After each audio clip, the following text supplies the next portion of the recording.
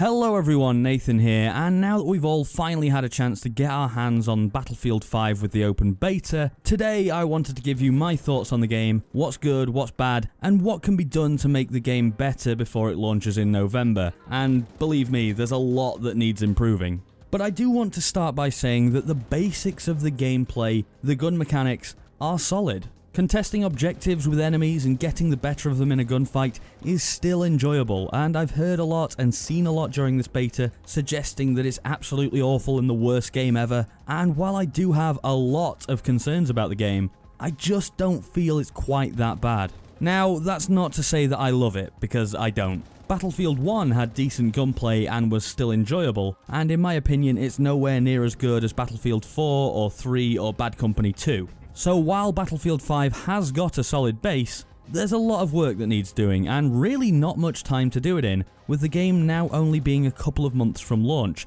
even after that delay.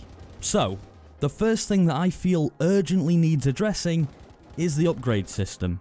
In Battlefield 5, not only do you have to level up your character and your class, but you also have to level up your gun, and that's to get upgrades such as less recoil or quicker aim down sights time. And you'll have to purchase each of these upgrades with the in-game currency as well. This has massive issues. Firstly, there's the fact that someone who's been playing the game for a long time is going to have all of the upgrades unlocked, whereas someone who's just trying out a gun for the first time will have to use it in its worst possible state. I mean, there's no downsides to these upgrades. There's no, well, you get reduced recoil but at the cost of lower damage, so there's no decision to make. You always want a fully upgraded gun because it's always guaranteed to be better than a non-upgraded gun. The only decision you actually have to make is which of the upgrades you want, and there's only ever really two options. Now, Call of Duty has a perk system with no downsides as far as I can remember, and that actually worked, but it's because you always have to give up a lot of other perks. That's the downside. Sure, you can replenish your ammo from fallen players with the scavenger perk, but you'll miss out on running faster with the lightweight perk. There's a decision to make in that example, and I just don't feel like you give much up when you upgrade your gun in Battlefield 5. There's also potential for some kind of pay-to-win system to come in here, with the fact that you have to use in-game currency to buy these upgrades. And if I had to guess, there'll be a way to acquire that currency using your real-world hard-earned cash. But at least it's in the hands of a company we all trust, who's never tried anything like that before. The good news for the moment seems to be that it doesn't take too long to unlock the upgrades, so after a few days of playing you'll probably be on a level playing field with everyone else who's upgraded their guns. But it really shouldn't come down to that in the first place. And while I don't think there's the real pay-to-win potential like there was in Star Wars Battlefront 2, it has to be a concern when you see the in-game currency and that EA sticker on the box or on the cover art. I'm also of the opinion that the upgrades should be tied to the weapon attachments, since that's what weapon attachments do in real life. They change the properties of your gun. At the moment the system feels very vague and intangible. Okay, my gun now has less recoil because I pressed the upgrade button. How exactly does it have less recoil? It's not like I've put a compensator on it or anything. It's not like I've actually changed anything about the gun. It doesn't really make any sense. Now, if we go back and look at the last really great Battlefield game in my opinion, Battlefield 4, you'll see a system where all gun upgrades have a downside, like the suppressor which will keep you off the minimap, but also cause you to deal less damage. This means that if you don't have the suppressor unlocked, you're not necessarily at a disadvantage. You'll also see a system with enough guns and attachments that even years after launch, you won't have tried everything. And all of those attachments actually impact the gameplay, they change how your gun works. It feels like we've gone backwards a long way since Battlefield 4 launched in 2013. On the plus side of this system though, it does at least look like the gun cosmetic customization is going to be a lot better than it was in Battlefield 1, where all you had were set variants of the same gun, instead of letting players customize each part of their gun to make it look how they want it to. Moving on from the upgrades then, I want to talk next about the big attrition mechanic, and this is the one they're pushing in order to encourage squad play. The idea of this system is that you're going to have to rely on teammates far more in Battlefield 5, as you get less ammo and your health won't regenerate past a certain point. So you'll have to find a support player to resupply you and a medic to get you back up to 100%, or at least go and find a resupply station. Now, in theory, this is great. I'm all for team play in Battlefield games. In practice though, most people are playing as the assault class or the sniper class, because they have the best weapons and are the most fun to play. People don't want to be forced to pick a class that isn't as fun as the others because it helps the team, and most of the time they'll hope that other people will do that for them. And this isn't just a Battlefield problem, by the way. I've experienced this in other games like Overwatch, where every game I went into we had 5 people wanting to play some kind of damage dealer and no one picking healer or tank. The fact is, most people play games to enjoy themselves, and most people would rather end around with 50 kills and their team losing, rather than with 10 kills and their team having won. I know it's a team game, but a lot of the enjoyment is individual. If DICE want to fix this, I think the obvious thing to do would be to give the medic and support classes access to more varied weapons, especially the medic, because at the moment they just get SMGs, and unless you're at close range with those things, you're not going to do any damage or get any kills. Both support and medic need to have better and more varied guns if DICE want people to choose to play them. Now there is another way of getting your health and ammo as it stands even if you don't have medics or support players, and that's to go to a resupply station which are dotted around the map. But all this does is take you away from the action, and again takes away from the fun of the game. Now we should remember that this is only a beta, but come on, in all reality this is pretty close to what we're going to get in the final release.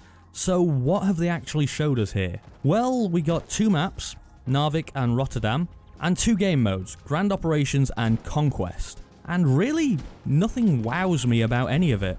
The Narvik map is designed in a way that looks to funnel players toward each other, and on Grand Operations the first set of objectives on both days can quickly become a sniper's paradise for the defensive team. Rotterdam feels a lot better to me, offering a good mix of combat to suit most playstyles.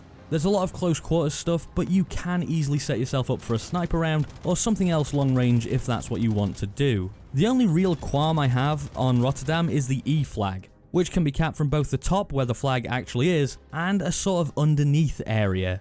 And what it results in is a test of patience for both teams, as one team stands on top of the flag and the other one stands underneath, both contesting the capture but not actually fighting each other.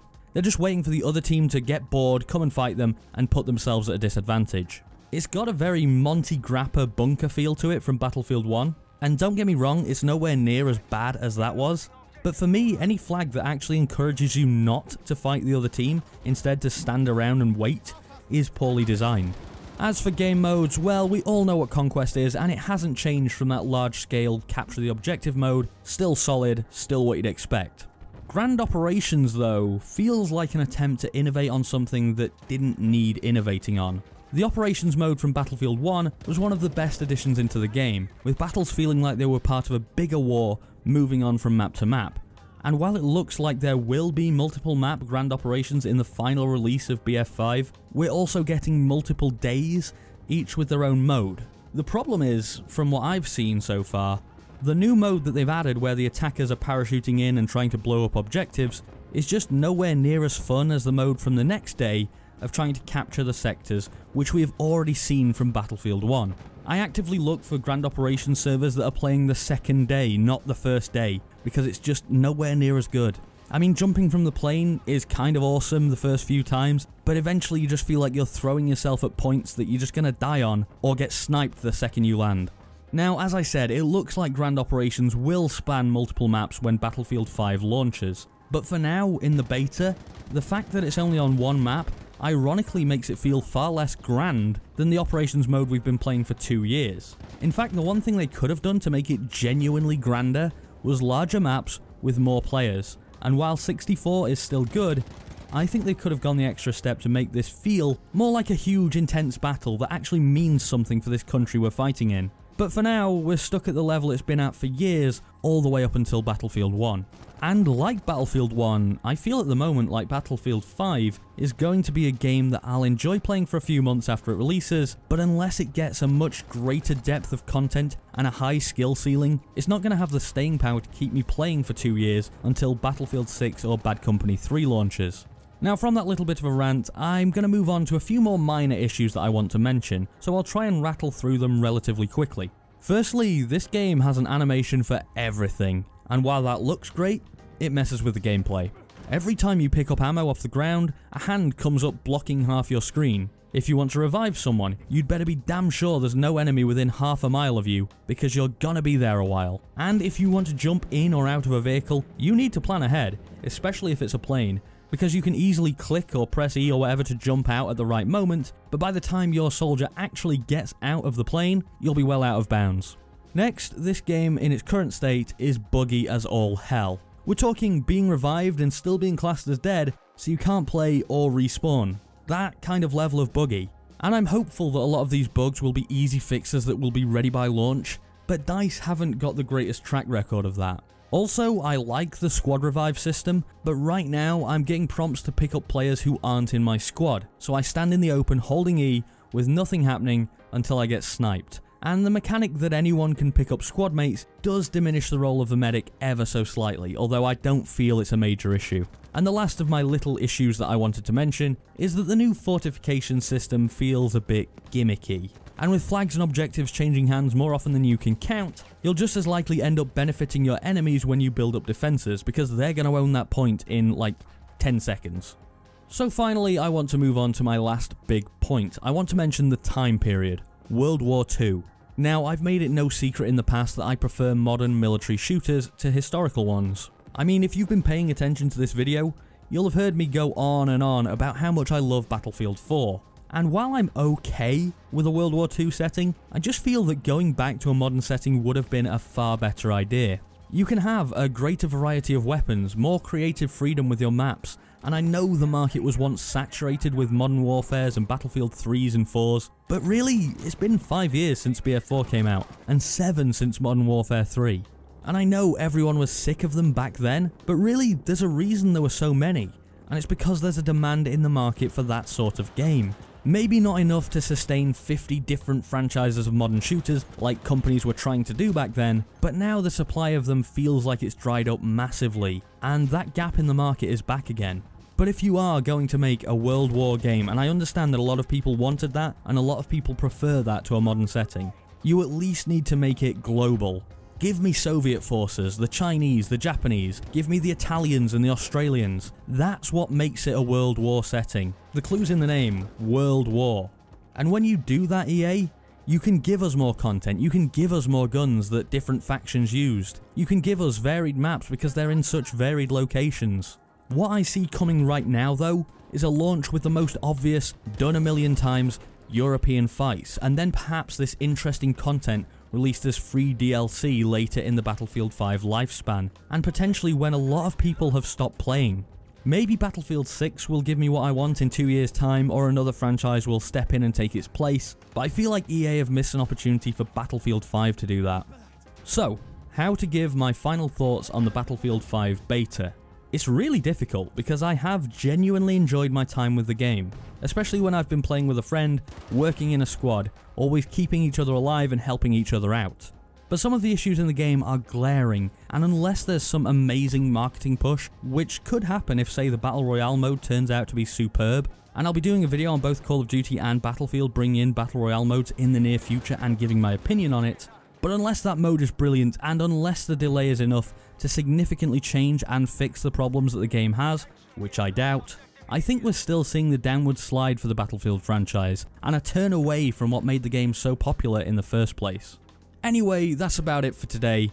Let me know what you think of the Battlefield 5 beta down in the comments. Will you be buying it? Has the beta put you off? I'd love to know. If you enjoyed the video, I'd be very appreciative if you click that like button and subscribe for more like this if you haven't already. Anyway, I've been Nathan, thanks for watching, and I'll see you next time.